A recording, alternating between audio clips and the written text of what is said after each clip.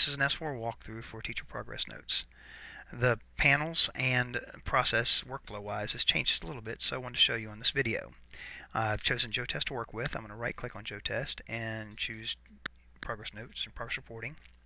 And I'm going to edit all IEPs for JoTest would show. You would choose the current one, the one you want to choose to do the progress notes on, and you would edit progress report.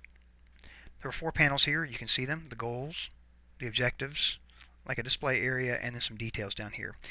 All goals for the IEP are shown in the very top box. As you choose each goal, then the associated objectives show in the next box.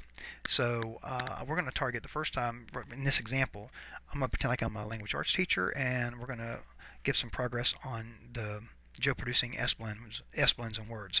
So as I've done that, I'm going to go into here and choose the objective, and then a list box shows up. It's empty right now because there are no entries for progress notes on that objective. I'm going to add a new date. Adds a shelf for the date. I'm going to go ahead and target the 29th when the report's due.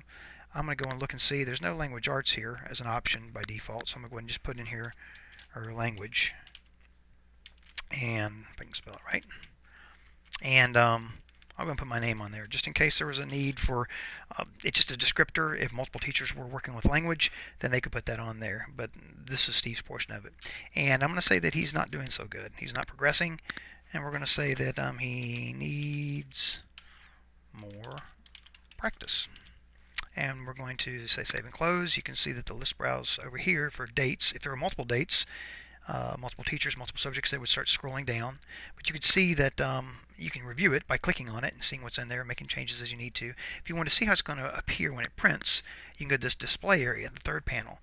It states the goal, the objective, the evaluation information criteria, and the schedule, and the information you just placed in there. Again, the print's different, but this gives you a feel for how it looks. If you had multiple dates on here, then you would have multiple occurrences going down the screen, and this would be scrollable if needed. Use the red X to get out of it, and that's us entering in a progress note. To print this, what we want to do is we can close this date out here, and we can go use the print progress. And a lot of times people might jump right into print all progress notes, but you can choose by goal or objective. And I'm going to go and choose yes to include this objective, and I'm going to say print selected objective. So I'm going to go ahead and do that now.